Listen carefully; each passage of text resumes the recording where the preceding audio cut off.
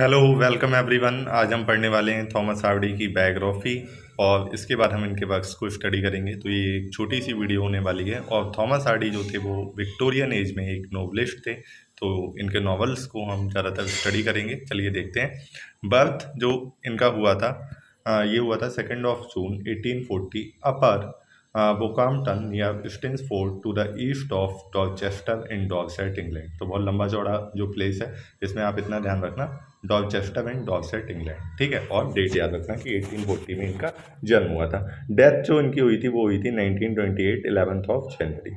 आगे देखते हैं। He was mourned as the last of great Victorian. He was buried in Westminster Abbey, as he wished his heart was removed and buried in the parish churchyard at Stinsford in the grave of his first wife Emma. तो इनको बरी किया गया था वैसे तो Westminster एबे में, लेकिन इनका जो हार्ट है वो रिमूव कर दिया गया था इनकी ग्रेव से। और वो इनकी जो पहली वाइफ थी एमा, हालांकि इनके साथ बहुत ज़्यादा सक्सेसफुल इनका रिलेशन नहीं रहा था, इनकी मैरिज बहुत ज़्यादा सक्सेसफुल नहीं हुई थी, लेकिन फिर भी इनकी इच्छा थी कि इनका हार्ट जो है वो उनकी ग्रेव में वरी किया जाए, तो वैसा ही किया गया। लास्ट विक्टोरियन थे। विक्टोरियन एज क्या थी, जिसको एवनॉल्ड ने विक्टोरियन एज के बारे में एक रिमार्क किया है, अक्सर पूछ लिया जाता है एग्जाम में। एवनॉल्ड ने कहा that he was worn between two world, one dead other is powerless to be born. ठीक है, तो ये रिमार्क है, ये पूछ लिया जाता है। इनके फादर का नाम था थॉमस हार्डी, जो कि एक स्टोन मैसन थे और म्यूजिक लवर थे और सिंगर थे। मदर थी जेमाइमा और वो थी फॉन्ड ऑफ रीडिंग, पढ़ना पसंद था उन्हें। हार्डी की जो पोएम्स हैं जो 1912 से 19 के बीच में लिखी थी, वो एमा की, जो इनकी फर्स्ट वाइफ एमा है, उनकी डेथ को रिफ्लेक्ट करती हैं। चलिए देखते हैं आगे। हार्डी ने अपना जो करियर है वो एज अ पोएट इन्होंने बिगिन किया था और एज अ पोएट ही इन्होंने ख़त्म किया। हार्डी के नोवेल एक सेमी फिक्शनल विजन है बेसेक्स, इसमें सेट है। सेमी फिक्शनल इसको इसलिए कहा गया है क्योंकि बेसेक्स जो था वो एक एंग्लो सैक्सन किंगडम था in the south of great Britain. Hardy ने नॉवल भी लिखे हैं, शॉर्ट स्टोरीज भी लिखी हैं, पोएम्स भी लिखी हैं, लेकिन उन्होंने खुद को क्या कंसीडर किया है, पोएट कंसीडर किया है। इनका जो पहला पब्लिश्ड वर्क था, ये ध्यान रखना, ये एक शॉर्ट स्टोरी थी जिसका नाम था how I built my house. Hardy का पहला नॉवल था the poor man and the lady, 1868 में आया था, कभी भी पब्लिश नहीं हुआ। हार्डी का पहला पब्लिश्ड नॉवल जो था वो था डेस्परेट रेमेडीज, और ये 1871 में आया था। डेट ध्यान रखना, पूछी जाती है एग्जाम में, और ये अनायनमसली पब्लिश हुआ था। ठीक है, इनका पहला जो पोइटिक वॉल्यूम था वो था बेसेक्स पोएम्स, ये 1898 में आया था।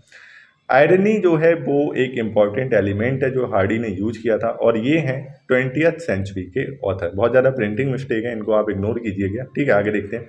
In 1860, he became a student of modern language at King's College. At the same time, he also studied the modern Gothic architecture under Sir Arthur Bloomfield. ये याद रखना।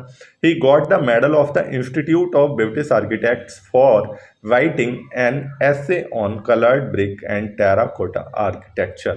तो मतलब अगर ये इसलिए आपको बता रहे हैं ताकि अगर आपसे पूछा जाए कि आर्किटेक्ट की फील्ड में भी काफ़ी कुछ किया है इन्होंने, तो अगर आपसे पूछा जाए कि कौन सा फिगर या कौन सा ऑथर है, तो आप थॉमस हार्डी मार्क करके आएंगे। ठीक है, चलिए आगे देखते हैं। नेक्स्ट जो है, his unsigned article how I built myself a house was published in 1865।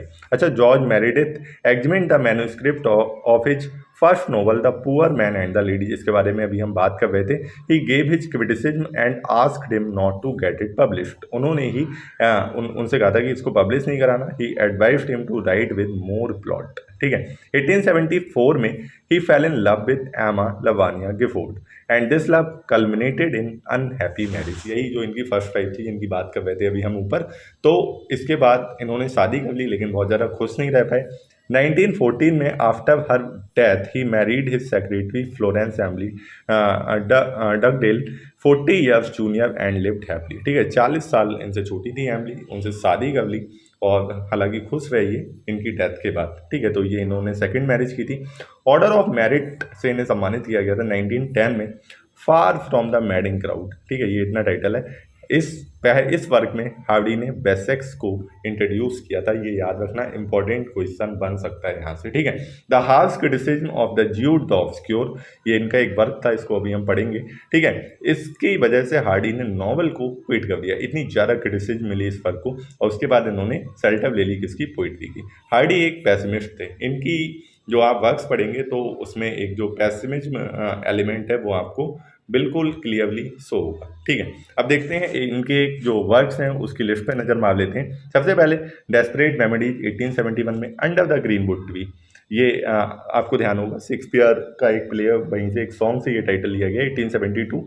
A Pair of Blue Eyes 1873, Far from the Madding Crowd 1874, The Hand of Ethelberta 1876, The Return of the Native 1878, The Trumpet Major 1880, A Laodicean 1881, Two on a Tower 1882, A Mayor of Casterbridge 1886 और the वुडलैंडर्स 1887 में आया था, टेस of T अर्वेब्लेस 1891 में, the well विलेविट 1892 और Jude the obscure 1895 में। इसके बाद इनकी शॉर्ट स्टोरीज को अगर देखें तो आई थी बेसेक्स टेल्स 1888 में, a group of noble DIMMs 1891 में, लाइफ्स लिटिल एवनीज 1894 में। और अगर पोइट्री कलेक्शंस को देखें तो बेसेक्स पोएम्स एंड अदर वर्सेस 1898 में, poems of past and present 1901 में, टाइम्स लाफिंग स्टांस 1909 में, मोमेंट ऑफ विजन 1917 में, late lyrics and earlier with many other voices 1922 में, ह्यूमन सोच फार फैंटेसी 1925 में, winter words in various moods and meter publish posthumously in 1928। ये जो थी winter words in various moods and meters, ये publish हुई थी पोस्टथॉमसली 1928 में। इसके अलावा अगर इनके मिसलेनियस वॉल्यूम्स की बात करें तो द डायनास्ट एक 1903 से 8 के बीच में एक तीन वॉल्यूम का एपिक क्लोजेट ड्रामा था। क्लोजेट ड्रामा मैंने आपको पहले ही बताया, वो होता है जिसको पढ़ने के लिए लिखा जाता है, ना कि परफॉर्म करने के उद्देश्य से। ठीक है, representing the course of Napoleonic wars from 1805 to 1815, तो इसको भी ध्यान रखना, ये जो टॉपिक है और इसको खासकर ध्यान रखना। ठीक है, पूछ लेते हैं ऐसी चीज़ें एग्जाम में। The famous tragedy of the queen of Cornwall, ये भी एक ड्रामा था 1923 में आया था। तो आज की जो क्लास है वो यहीं पे ख़त्म करते हैं। आगे की मैं सोच रहा हूँ कि एक सिंगल क्लास में ही इनके हम सारे वर्क्स को स्टडी करने वाले हैं। ठीक है, चलिए मिलते हैं अगली क्लास में, थोड़ी सी लंबी होने वाली है लेकिन मजा आएगा।